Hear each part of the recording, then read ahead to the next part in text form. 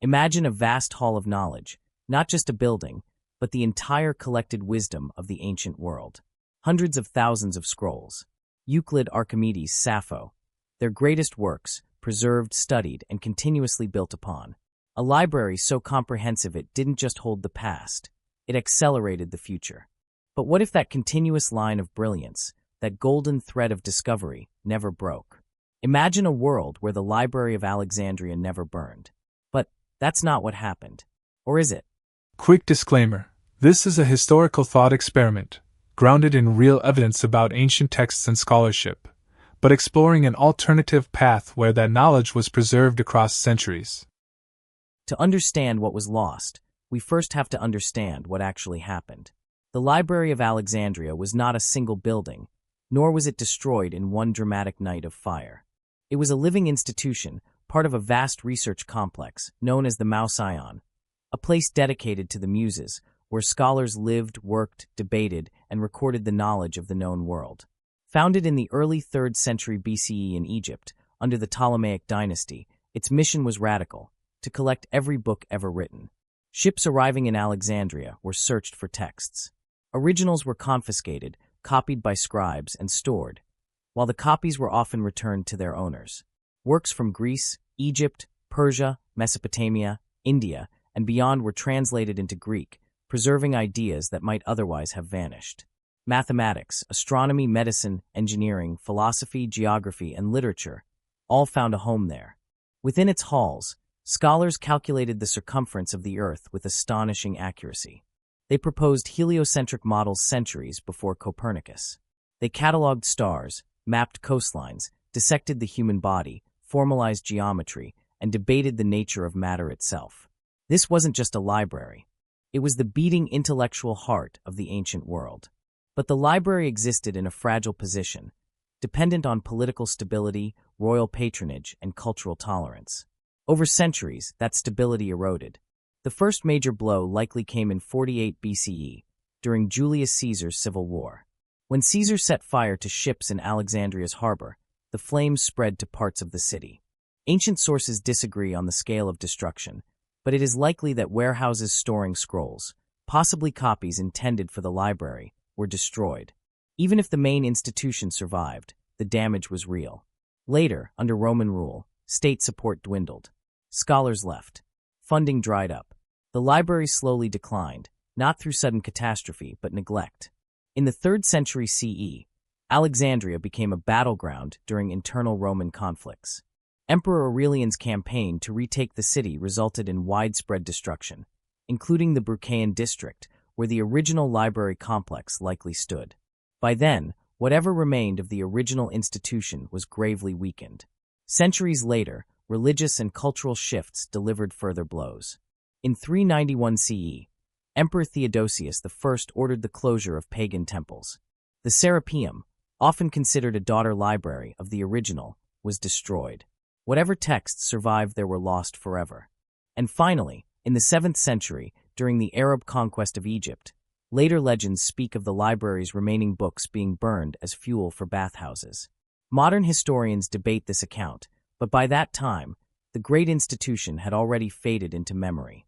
The result was catastrophic, not because knowledge vanished everywhere, but because continuity was broken. Texts survived in fragments, translations, or echoes. Others disappeared entirely. Entire schools of thought were silenced. Europe would later stumble into centuries where literacy declined, scientific inquiry slowed, and ancient learning became distant whispers rather than living dialogue. History hinged on that loss. But let's change one thing. What if the Ptolemies, recognizing the fragility of parchment and the risk of centralization, had successfully developed and mandated a robust, decentralized backup system?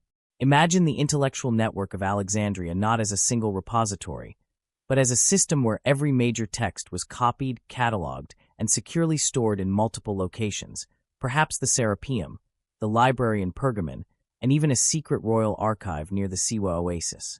Our point of divergence is simple. By the time of the Roman conquest in 30 BC, the knowledge base of the Great Library is too widely distributed to be destroyed by any single disaster. The intellectual community doesn't lose its core texts, it merely loses its main meeting hall. This means the continuous, cumulative scholarly work from the Hellenistic era, like Euclid's geometry, Eratosthenes' geography, and Ctesibius' mechanics, is preserved, accelerating scientific and philosophical advancement and fundamentally preventing the catastrophic Dark Ages knowledge gap in Europe. In this alternate history, the preservation of this knowledge has immediate and profound effects within the Roman Empire. In the years following the Augustan era, Roman engineers are introduced not just to existing Greek theories, but to a continuous stream of updated Alexandrian scholarship. Instead of relying solely on empirical trial and error, Roman infrastructure projects suddenly have access to advanced, theoretical applied mechanics and hydrostatics. The works of Ctesibius and Heron are not just copied, but actively critiqued and improved by a standing class of scholars. We see an accelerated development in hydraulics and gearing, leading to more efficient water clocks, more precise siege weaponry, and crucially, a rapid improvement in Roman aqueduct and milling technology. Economically, Alexandria solidifies its position as the undisputed global center of learning and trade. The steady flow of scholars ensures a continuous demand for papyrus and attracts the best minds, creating a true Hellenistic Roman scientific fusion. This is where the timeline truly begins to diverge. With the Alexandrian scientific tradition remaining a vital, continuous engine, the Roman world maintains an advanced technological baseline. The 2nd and 3rd centuries AD see the standardization of complex gearing and automatons not just for novelties, but for industrial tasks, increasing efficiency in mining and grain production. Crucially, the astronomical texts of Hipparchus and Ptolemy's critiques are continuously refined, leading to an earlier and more accurate understanding of celestial mechanics. This greater observational rigor aids in navigation and cartography. The intellectual center of gravity in the Mediterranean remains fixed on Alexandria, which evolves into a massive, multicultural academic city-state, almost impervious to the political decay of Rome itself. When the Western Roman Empire eventually begins to fracture, its eastern counterpart, Byzantium, inherits a far more robust, technological, and intellectual apparatus. The Dark Ages that grip Western Europe are significantly mitigated or even avoided altogether, as the constant circulation of preserved Alexandrian texts, and the scholars who study them, maintains a high floor of literacy and scientific understanding across the entire Mediterranean world. By the time we reach what would be our Middle Ages, the world is unrecognizable.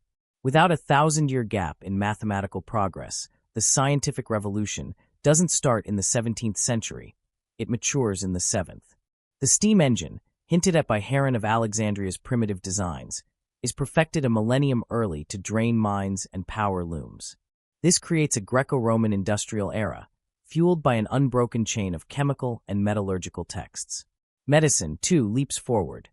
The detailed anatomical studies of Herophilus and Erasistratus are never lost to religious taboo or neglect, leading to an early understanding of the circulatory system and germ theory. Geopolitically, the Silk Road becomes a superhighway for both silk and data. Because the library's astronomical and navigational tables were never lost, Mediterranean explorers reached the Americas centuries before Columbus, likely establishing trade outposts under the banner of a technologically superior, Alexandria-centered maritime empire. Religion itself shifts. Instead of a focus on dogma during a period of collapse, the preservation of vast philosophical libraries fosters a more syncretic, stoic, and perhaps secular intellectual tradition that prioritizes observation over revelation. So what would today look like? If the Alexandrian knowledge base had endured, our modern world would likely be living in the year 3000, technologically speaking. We might be speaking a classical Koine Greek or a Latin that incorporated Hellenistic scientific terminology as the global lingua franca of science, instead of English. The Industrial Revolution would have occurred during the medieval period, leading to a world where air travel might have been perfected by the 12th century, based on the preserved works on physics and aerodynamics. Our political maps would be dramatically different. A unified, technologically superior Roman successor state, anchored by the wealth and intellect of Alexandria, may have never fully collapsed, perhaps evolving into a technologically advanced, meritocratic republic spanning Europe and North Africa. Instead of the internet emerging from the Cold War arms race, we might have a global fiber-optic network, a product of earlier perfected glass and metallurgy, whose architecture was first theorized by Hellenistic mathematicians. The The most significant difference, the great intellectual schisms that defined our history, the conflict between faith and reason, would have been minimized, as observation and experimentation would have been integrated into the core of cultural thought for 2,000 continuous years. And that brings us to the truth beneath this question. The burning of the Library of Alexandria did not end human progress, but it fractured it. One institution, vulnerable to politics and neglect, carried more of humanity's memory than any single place should have. History is fragile. The loss of the Library of Alexandria was not a single spectacular tragedy, but a slow intellectual attrition that fundamentally altered the pace of human progress. Our thought experiment, centered on the strategic preservation and decentralization of that knowledge, shows that the difference between the Dark Ages and an accelerated scientific future was simply information management. The core drivers of history, such as human ambition, geopolitical conflict, and resource scarcity, would still exist in this alternate world. However, those conflicts would be fought with superior technology, and human ambition would be directed by a 2,000-year-old tradition of rational inquiry. The biggest lesson is that civilization is a cumulative project, and every text lost is not just a piece of history gone, but a potential future that never arrived. What part of this timeline surprised you the most? Did you expect a Roman industrial age, or do you think technology would have stalled for other reasons? And which what-if should we explore next? Let us know in the comments. If this alternate timeline intrigued you, leave a like. It helps keep this series alive. And subscribe to Ancient Odyssey for more explorations of history's greatest turning points.